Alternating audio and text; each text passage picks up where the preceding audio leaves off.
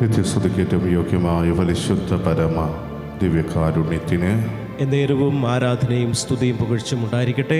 നിത്യസ്തുതിക്കേറ്റവും യോഗ്യമായ പരിശുദ്ധ പരമ ദിവ്യകാരുണ്യത്തിന് എന്നേരവും ആരാധനയും സ്തുതിയും പുകഴ്ചയും ഉണ്ടായിരിക്കട്ടെ. നിത്യസ്തുതിക്കേറ്റവും യോഗ്യമായ പരിശുദ്ധ പരമ ദിവ്യകാരുണ്യത്തിന് എന്നേരവും ആരാധനയും സ്തുതിയും പുകഴ്ചയും ഉണ്ടായിരിക്കട്ടെ. സ്നേഹമുള്ളവരെ, നാം കൃപയുടെ സമയത്തിലേക്ക് പ്രവേശിക്കുകയാണ്. പിതാവായ ദൈവത്തിൻ്റെ സ്നേഹവും കരുണയുമെല്ലാം തൻ്റെ പുത്രനിലൂടെ വെളിപ്പെടുത്തിയ നിമിഷങ്ങളിലേക്കാണ് നാം ഓരോരുത്തരും പ്രവേശിക്കുക. തൻ്റെ പരസ്യ ജീവിതം മുഴുവൻ ആ പിതാവായ ദൈവത്തിൻ്റെ സ്നേഹം എന്താണെന്നും പിതാവ് നമ്മുടെ ഓരോരുത്തരെയും എപ്രകാരമാണ് സ്നേഹിക്കുന്നതെന്നും പിതാവ് നമ്മളിൽ നിന്ന് പ്രതീക്ഷിക്കുന്നത് എന്താണെന്നും നാം ഓരോരുത്തരും ആ പ്രതീക്ഷയ്ക്കത്ത് ഉയരേണ്ടത് എപ്രകാരമാണെന്നുമെല്ലാം നമ്മളെ കാണിച്ചു തന്നത് പുത്രനായ ദൈവമാണ്. ഈ ലോകത്തിലേക്ക് കടന്നു വന്നുകൊണ്ട് നമ്മൾ ഇതുവരെ കണ്ടിട്ടില്ലാത്ത ആ പിതാവിൻ്റെ മുഖം തൻ്റെ ജീവിതത്തിലൂടെ നമുക്ക് വേണ്ടി വെളിപ്പെടുത്തിയവൻ.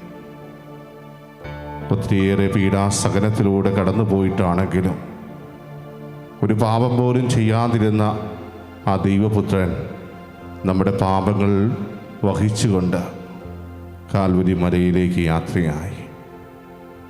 നമ്മുടെ പാപഭാരങ്ങളെല്ലാം സ്വന്തം ശരീരത്തിൽ അവൻ ഏറ്റുവാങ്ങി. ചാട്ടവാറടി കൊണ്ട് പിടയുന്ന വേളയിൽ പോലും അവൻ സഹിച്ചത് നമുക്ക് വേണ്ടിയായിരുന്നു, നമ്മുടെ രക്ഷയ്ക്ക് വേണ്ടിയായിരുന്നു. ഇവിടെയെല്ലാം ആ ദൈവപുത്രൻ നമ്മുടെ മുമ്പിൽ വെളിപ്പെടുത്തിയത് ദൈവത്തിൻ്റെ ആ വലിയ സ്നേഹമാണ്. നിങ്ങൾ ഓരോരുത്തരും കടന്നു പോകേണ്ടിയിരുന്ന ആ വലിയ പീഡകൾ ഇതാ ഞാൻ എൻ്റെ ശരീരത്തിൽ ഏറ്റുവാങ്ങിയിരിക്കുന്നു. നിങ്ങളെല്ലാവരെയും രക്ഷിക്കുവാൻ വേണ്ടി, നിങ്ങളെല്ലാവരെയും വീണ്ടെടുക്കുവാൻ വേണ്ടി ഇതാ എൻ്റെ ശരീരത്തിൽ ഞാൻ ആ മുറിവുകൾ ഏറ്റുവാങ്ങി. നമ്മുടെ ഓരോരുത്തരെയും പാപഭാരങ്ങൾ അതിൻ്റെ കാഠിന്യം എത്ര വലുതായിരുന്നാലും അതൊന്നും വകവയ്ക്കാതെ തൻ്റെ ശരീരത്തിൽ അവിടുന്ന് ഏറ്റുവാങ്ങി. പിന്നീട് കാൽവരി മലയിൽ ആ 3 ആണികളിൽ അവിടുന്ന് കിടന്ന് പിടയുന്ന വേളയിൽ പോലും കർത്താവ് എന്തിനാണ് ഈ പാപഭാരങ്ങൾ എന്നെ ഏൽപ്പിച്ചത് എന്ന് അവൻ ചോദിക്കുന്നില്ല. മറിച്ച് കർത്താവെ, അങ്ങ് എന്നെ ഏൽപ്പിച്ചിരിക്കുന്ന ദൗത്യം ഞാൻ പൂർത്തീകരിച്ചിരിക്കുന്നു, എല്ലാം പൂർത്തിയായി എന്ന് പറഞ്ഞ് തൻ്റെ ആത്മാവിനെ പിതാവിൻ്റെ കരങ്ങളിലേക്ക് സമർപ്പിക്കുന്ന യേശുവിനെയാണ് നമുക്ക് കാണുവാൻ സാധിക്കുക. പ്രിയമുള്ളവരെ, ആ പിതാവിൻ്റെ സ്നേഹം എത്ര വലുതായിരുന്നു!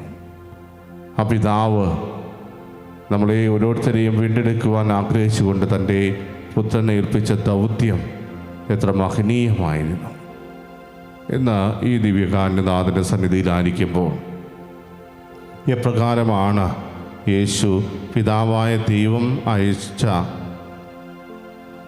അല്ലെങ്കിൽ തന്നെ ഏൽപ്പിച്ച ആ ദൗത്യം നിർവഹിച്ചത് എന്ന് നമുക്ക് കാണാം. പിതാവിന് ഏൽപ്പിച്ച ദൈവത്തിൻ്റെ ജനതയെ മാത്രമല്ല, മറ്റുള്ളവരിലേക്കും ദൈവത്തിൻ്റെ വലിയ കരുണ അയച്ച ആ സ്നേഹം എന്താണെന്ന് നമുക്ക് പരിശോധിച്ചറിയാം. ഇന്ന് ഈ കരുണയുടെ തിരുമണിക്കൂറിൽ മർക്കോസിന്റെ സുവിശേഷം 7-ാം അധ്യായം 24 മുതൽ 30 വരെയുള്ള തിരുവചനങ്ങൾ വായിച്ച് നമുക്ക് ധ്യാനിക്കാം. അവൻ അവിടെ നിന്ന് എഴുന്നേറ്റ് ടയറിലേക്ക് പോയി. അവിടെ ഒരു വീട്ടിൽ പ്രവേശിച്ചു. തന്നെ ആരും തിരിച്ചറിയാതിരിക്കണമെന്ന് അവൻ ആഗ്രഹിച്ചു. എങ്കിലും അവന് മറഞ്ഞിരിക്കാൻ കഴിഞ്ഞില്ല. ഒരു സ്ത്രീ അവനെക്കുറിച്ച് കേട്ട് അവിടെ എത്തി. അവൾക്ക് അശുദ്ധാത്മാവ് ബാധിച്ച ഒരു കൊച്ചു മകൾ ഉണ്ടായിരുന്നു. ആ സ്ത്രീ വന്ന് അവൻ്റെ കാൽക്കൽ വീണു. അവൾ സീറോ ഫിനേഷ്യൻ വംശത്തിൽപ്പെട്ട ഒരു ഗ്രീക്കുകാരിയായിരുന്നു. തൻ്റെ മകളിൽ നിന്ന് പിശാചിനെ ബഹിഷ്കരിക്കണമെന്ന് അവൾ അവനോട് അപേക്ഷിച്ചു. അവൻ പ്രതിവചിച്ചു, ആദ്യം മക്കൾ ഭക്ഷിച്ച് തൃപ്തരാകട്ടെ. മക്കളുടെ അപ്പമെടുത്ത നായ്ക്കൾക്ക് എറിഞ്ഞു കൊടുക്കുന്നത് നന്നല്ല. അവൾ മറുപടി പറഞ്ഞു, കർത്താവേ, അത് ശരിയാണ്. എങ്കിലും മേശയ്ക്ക് കീഴെ നിന്ന് നായ്ക്കളും മക്കൾക്കുള്ള അപ്പകഷ്ണങ്ങളുടെ ബാക്കി തിന്നുന്നുണ്ടല്ലോ. അവൻ അവളോട് പറഞ്ഞു, ഈ വാക്കുമൂലം നീ പൊയ്ക്കൊള്ളുക, പിശാച് നിൻ്റെ മകളെ വിട്ടുപോയിരിക്കുന്നു. അവൾ വീട്ടിലേക്ക് പോയി. കുട്ടി കടലിൽ കിടക്കുന്നത് അവൾ കണ്ടു. പിശാച് അവളെ വിട്ടുപോയിരുന്നു. നമ്മൾ വായിച്ചു കേട്ട ഈ വചനഭാഗം നമ്മുടെ ഓരോരുത്തരെയും മനസ്സിലേക്ക് ഒരിക്കൽ കൂടി നമുക്ക് കൊണ്ടുവരാം. ഈ വചനത്തിലൂടെ കർത്താവ് എന്നോട് എന്താണ് സംസാരിക്കാൻ ആഗ്രഹിക്കുന്നതെന്ന് നമുക്ക് കർത്താവിനോട് ചോദിക്കാം.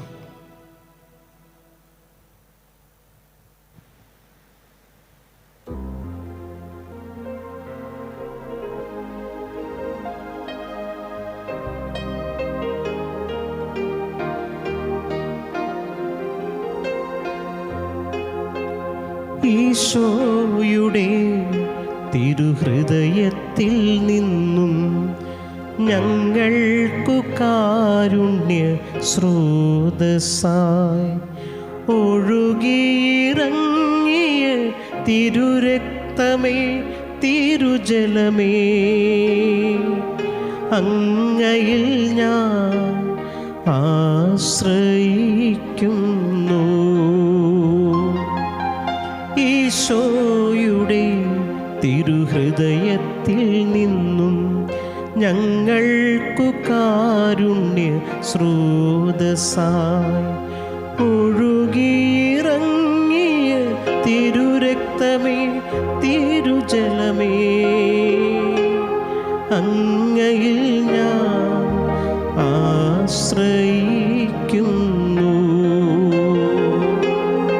ഈശോയുടെ തിരുഹൃദയത്തിൽ നിന്നും ഞങ്ങൾക്കു കാരുണ്യ സ്രോതസ്സായി ഒഴുകിയിറങ്ങിയ തിരുരക്തമേ, തിരുജലമേ,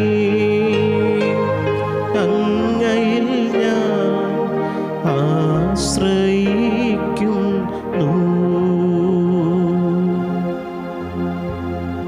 സ്നേഹമുള്ളവരെ, പിതാവായ ദൈവത്താൽ തിരഞ്ഞെടുക്കപ്പെട്ട ജനതയെ വീണ്ടെടുക്കുവാൻ വേണ്ടി കടന്നു വന്ന ആ യേശുനാഥൻ, ദൈവപുത്രൻ, തൻ്റെ ദൗത്യം പിതാവ് തിരഞ്ഞെടുത്ത ആ ജനതയിൽ മാത്രം ഒതുങ്ങി നിൽക്കുന്നതല്ല, മറിച്ച് വിജാതിയിലേക്കും കൊണ്ടുപോകേണ്ട ഒന്നാണെന്ന് തിരിച്ചറിഞ്ഞ ഒരു നിമിഷമായി നമുക്ക് ഇന്നത്തെ ഈ വചനഭാഗത്തെ കാണുവാൻ സാധിക്കും. തൻ്റെ ദൗത്യം എന്താണെന്ന് വളരെ കൃത്യതയോടുകൂടെ യേശുനാഥൻ ആ സീറോ ഫിനേഷ്യൻ സ്ത്രീയോട് പറയുമ്പോഴും അവളുടെ ആ വിശ്വാസം അത് എത്ര വലുതായിരുന്നു എന്ന് നാം തിരിച്ചറിയുക. യേശു ടയറിലേക്ക് പോകുമ്പോൾ അവൻ്റെ മനസ്സിലുണ്ടായിരുന്നത് തന്നെ ആരും തിരിച്ചറിയാൻ പാടില്ല, സ്വസ്ഥമായിട്ടൊന്ന് വിശ്രമിക്കണം. ആ ഒരു ആഗ്രഹം യേശുവിൻ്റെ മുമ്പിലുണ്ടായിരുന്നു. പല പല കാര്യങ്ങൾ ചെയ്തുകൊണ്ട് ചുറ്റും സഞ്ചരിച്ചവന് അല്പസമയത്തെ വിശ്രമം തീർച്ചയായും ആവശ്യമായ ഒന്നായിരുന്നു. അവിടെ തൻ്റെ മെസ്സിയാനിക രഹസ്യം കാത്തു സൂക്ഷിക്കുവാൻ അവിടുന്ന് ആഗ്രഹിച്ചു. അതിനുവേണ്ടി ഒത്തിരിയേറെ പരിശ്രമിച്ചു. പക്ഷേ അതൊന്നും അദ്ദേഹത്തിന് പൂർത്തീകരിക്കുവാൻ സാധിച്ചില്ല. വചനം തന്നെ പറയുന്നു, എങ്കിലും അവന് മറഞ്ഞിരിക്കാൻ കഴിഞ്ഞില്ല. ഒരു സ്ത്രീ അവനെക്കുറിച്ച് കേട്ട് അവിടെ എത്തിയെന്നാണ് പറയുന്നത്. പ്രിയമുള്ളവർ, യേശു നടത്തിക്കൊണ്ടിരുന്ന പ്രവർത്തനങ്ങളെല്ലാം കേട്ടറിഞ്ഞ ഒരു സ്ത്രീയിൽ ഇനി എൻ്റെ മകൾക്ക് ആശ്രയം ഈ ഒരു വ്യക്തി മാത്രമാണ് എന്നൊരു തിരിച്ചറിവുണ്ടായി. ഒത്തിരിയേറെ വൈദ്യന്മാരുടെ അടുത്തും അതുപോലെ തനിക്കറിയാവുന്ന എല്ലാവരുടെയും അടുത്തും പോയിട്ടും യാതൊരു തരത്തിലും തൻ്റെ മകളുടെ അശുദ്ധാത്മാവ് മാറിയില്ല എന്ന നിരാശയിൽ കഴിഞ്ഞിരുന്ന ആ അമ്മയെ സംബന്ധിച്ച് തീർച്ചയായും യേശുവിനെക്കുറിച്ച് കേട്ടറിഞ്ഞത് വലിയൊരു ആശ്വാസമായിട്ട് മാറി. അവനെ എങ്ങനെയെങ്കിലും ഒന്ന് പോയി കാണണം എന്ന ആഗ്രഹത്തോടു കൂടിയാണ് ആ സ്ത്രീ യേശുവിനെ തേടിയിറങ്ങിയത്. യേശുവിനെ കണ്ടെത്തിയപ്പോൾ അവൻ്റെ കാൽക്കൽ വീണുകൊണ്ട് അവൾ അപേക്ഷിക്കുകയാണ്, എൻ്റെ മകളെ നീ സുഖപ്പെടുത്തണം. എൻ്റെ മകൾക്ക് ഇതാ അശുദ്ധാത്മാവ് ബാധിച്ചിരിക്കുന്നു, അവളെ സുഖപ്പെടുത്തുവാൻ ഇനി നിനക്ക് മാത്രമേ സാധിക്കൂ. അവളുടെ ആ വിശ്വാസമാണ് അവളെ കൊണ്ട് അപ്രകാരം ചോദിക്കുവാൻ പ്രേരിപ്പിച്ചത്. യേശുവിൻ്റെ കാല് പിടിച്ചുകൊണ്ടാണ് ഈ ഒരു അപേക്ഷ നടന്നത്. പക്ഷേ വളരെ പരുഷമായ ഒരു മറുപടിയാണ് യേശുവിൽ നിന്നും ലഭിച്ചത്. നമ്മൾ ഒരിക്കലും ആഗ്രഹിക്കാത്ത വിധത്തിലുള്ള ഒരു മറുപടി. നീ എന്താണ് ഈ ചോദിക്കുന്നത്? മക്കൾക്കുള്ള ഭക്ഷണമെടുത്ത് എങ്ങനെയാണ് നായ്ക്കൾക്ക് എറിഞ്ഞു കൊടുക്കുക? ഞാൻ വന്നിരിക്കുന്നത് ഇസ്രായേൽ ജനതയെ രക്ഷിക്കുവാൻ വേണ്ടിയാണ്. അതാണ് എൻ്റെ കടമ. അതാണ് പിതാവായ ദൈവം എന്നെ ഏൽപ്പിച്ചിരിക്കുന്ന ദൗത്യം. അപ്പോൾ എങ്ങനെയാണ് ഞാൻ നിനക്കായി പ്രവർത്തിക്കുക? ആ ഒരു ചോദ്യം തീർച്ചയായും അവളെ തളർത്തുന്ന ഒന്നായിരുന്നു. പക്ഷേ അവിടെ വിശ്വാസപൂർവ്വം അവനോട് അപേക്ഷിക്കുന്ന ആ സീറോ ഫിനീഷ്യൻ സ്ത്രീയെയാണ് നമുക്ക് കാണുവാൻ സാധിക്കുക. തന്നോട് വളരെ പരുഷമായി പെരുമാറി, മറ്റുള്ളവരുടെ മുമ്പിൽ അപമാനിക്കുന്ന രീതിയിൽ പെരുമാറി, വാക്കുകൾ ഉച്ചരിച്ചു. പക്ഷേ അവിടെയൊന്നും തളർന്നു പോകാതെ താൻ എന്തിനു വേണ്ടിയാണോ ഇവിടേക്ക് വന്നത് അത് ഞാൻ നേടിയെടുക്കും എന്ന നിശ്ചയദാർഢ്യം ആ സ്ത്രീയുടെ മുഖത്ത് ഉണ്ടായിരുന്നു. അതുകൊണ്ട് ഒട്ടും പതറാതെ വീണ്ടും തൻ്റെ ആ മകളുടെ അശുദ്ധാത്മാവ് മാറുന്നതിന് വേണ്ടി യാചിക്കുന്ന സീറോ ഫിനീഷ്യൻ സ്ത്രീയെയാണ് നമുക്ക് കാണുക. കർത്താവ് പറഞ്ഞ ആ വാക്കുകൾ തന്നെ എടുത്തുകൊണ്ടാണ് അവൾ മറുപടി പറഞ്ഞത്. മക്കൾക്കുള്ള ഭക്ഷണം എങ്ങനെയാണ് നായ്ക്കൾക്ക് എറിഞ്ഞു കൊടുക്കുക എന്ന ആ ചോദ്യം തീർച്ചയായും അവളെ ഒത്തിരിയേറെ അപമാനിതയാക്കുന്ന ഒന്നായിരുന്നു. പക്ഷേ അതിൽ തളർന്നു പോകാതെ, അതിൽ നെഗറ്റീവായിട്ടൊരു ഫീലിങ്ങും കാട്ടാതെ അവൾ എന്താണ് ചെയ്തത്? ആ പറഞ്ഞ ആ ഒരു മറുപടിയെ അവൾ പോസിറ്റീവായിട്ട് മാറ്റി. കർത്താവേ, എങ്കിലും മക്കൾക്കുള്ള ഭക്ഷണം ആ മേശയിൽ നിന്ന് താഴെ വീഴുമ്പോൾ നായ്ക്കളും അതെടുത്ത് കഴിക്കാറുണ്ടല്ലോ. നീ അവർക്ക് കൊടുക്കുന്ന അനുഗ്രഹത്തിൻ്റെ ഒരു അംശം മാത്രം എനിക്ക് മതി, മുഴുവനായിട്ട് ഞാൻ ചോദിക്കുന്നില്ല. ഒരു അംശം മാത്രം കിട്ടിയാൽ പോലും എൻ്റെ മകൾ സുഖം പ്രാപിക്കുമെന്ന ആ അമ്മയുടെ വിശ്വാസം തീർച്ചയായും യേശുവിൻ്റെ കണ്ണ് തുറപ്പിക്കുന്ന ഒന്നായിരുന്നു. താൻ ആർക്ക് വേണ്ടിയാണോ ഈ ലോകത്തിലേക്ക് കടന്നു വന്നത് അവരുടെ മുമ്പിൽ പോലും ഇതുപോലെയൊരു വിശ്വാസം ചൂണ്ടിക്കാണിക്കാനില്ല. അവരെല്ലാവരും യേശുവിനെ തിരിച്ചറിയാതെ പോയ ഒരു തലമുറയായിട്ട് മാറുന്നുണ്ട്. യേശുവിനെ തിരിച്ചറിഞ്ഞ വ്യക്തികൾ വളരെ ചുരുക്കമായിരുന്നു. പലപ്പോഴും അവനിൽ കുറ്റം ആരോപിക്കുവാനും അവനെ ക്രൂശിക്കുക എന്ന് പറഞ്ഞ് ആക്രോശിക്കുവാനുമാണ് യേശുവിൻ്റെ ജനം ശ്രമിച്ചതെങ്കിൽ, പ്രിയമുള്ളവരെ, ഇവിടെ വിജാതിയായ ഒരു സ്ത്രീ കാണിച്ചു തരികയാണ് എപ്രകാരമാണ് നാം ഓരോരുത്തരും ദൈവത്തിൽ ആശ്രയിക്കേണ്ടത്. നമ്മുടെ ആവശ്യങ്ങൾ കർത്താവിൻ്റെ സന്നിധിയിൽ ഉന്നയിക്കുമ്പോൾ അത് തിരസ്കരിക്കപ്പെടുകയാണെങ്കിൽ നിങ്ങൾ എപ്രകാരമാണ് കർത്താവിനോട് പ്രതികരിക്കേണ്ടത് എന്ന് നമ്മളെ കാണിച്ചു തരുന്ന ഒരു വിജാതീയ സ്ത്രീ. പ്രിയമുള്ളവരെ, പലപ്പോഴും ക്രിസ്ത്യാനികളായ നമുക്കാണ് തെറ്റുപറ്റാറ്. ദൈവവിശ്വാസത്തിൽ പലപ്പോഴും പുറകോട്ട് പോകാറുള്ളതും ക്രിസ്ത്യാനികളായ നാം ഓരോരുത്തർക്കുമാണ്. അതേസമയം അന്യജാതിയിൽപ്പെട്ട ഒരു സ്ത്രീയെ സംബന്ധിച്ച്, ഒരു വ്യക്തിയെ സംബന്ധിച്ച്, അവൾ ദൈവത്തെ അനുഭവിച്ചിട്ടുണ്ടെങ്കിൽ, ദൈവത്തെ തിരിച്ചറിഞ്ഞിട്ടുണ്ടെങ്കിൽ അവളുടെ വിശ്വാസം എന്ന് പറയുന്നത് നമ്മളെക്കാൾ ഇരട്ടിയായ ഒന്നാണ്. പിന്നെ മറ്റാർക്കും അവളെ തടയുവാൻ സാധിക്കില്ല. ആ വിശ്വാസത്തിന് വേണ്ടി അവൾ നിലനിൽക്കും. ആ വിശ്വാസത്തിന് വേണ്ടി അവൾ ജീവിക്കും. ഒത്തിരിയേറെ എതിർപ്പുകൾ കടന്നു വരാം, ഒത്തിരിയേറെ പീഡനങ്ങൾ കടന്നു വരാം. പക്ഷെ അവിടെയൊന്നും തളരാതെ ആ വിശ്വാസത്തിന് വേണ്ടി അങ്ങനെയുള്ള ഒരു വ്യക്തി നിലനിൽക്കും.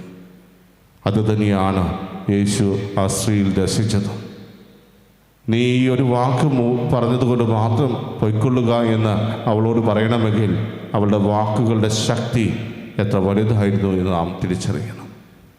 കർത്താവിന് മുമ്പിൽ യാതൊരു പതർച്ചയുമില്ലാതെ അപ്രകാരം അവൾക്ക് സംസാരിക്കാൻ സാധിച്ചിട്ടുണ്ടെങ്കിൽ, പ്രിയമുള്ളവരെ, തൻ്റെ മകൾ അവരിലൂടെ സുഖപ്പെടണം എന്ന നിശ്ചയദാർഢ്യം ഒന്നുകൊണ്ട് മാത്രമാണ്.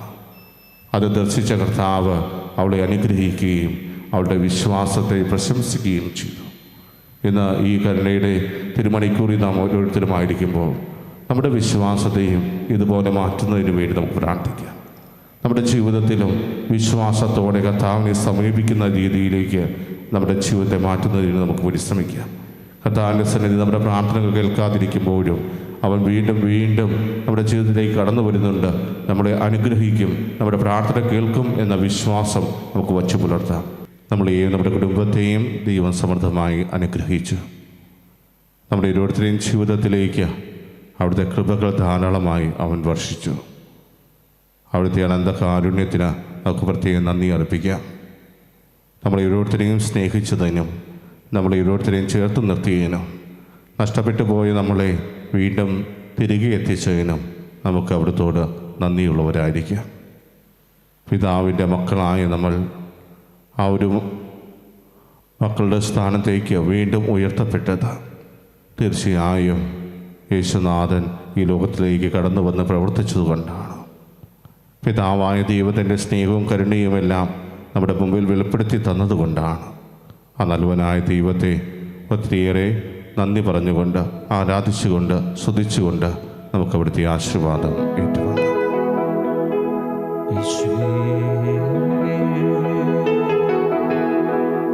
ആരാധന ആരാധന ആരാധന യേശുനാഥ, ആരാധന ആരാധന ആരാധന യേശുനാഥ. പരിശുദ്ധ പരമദിവ്യ കാരുണ്യമേ, എന്നേരവും ആരാധനയും സ്തുതിയും പുകഴ്ചയുമേ. പരിശുദ്ധ പരമദിവ്യ കാരുണ്യമേ, എന്നേരവും ആരാധനയും സ്തുതിയും പുകഴ്ചയും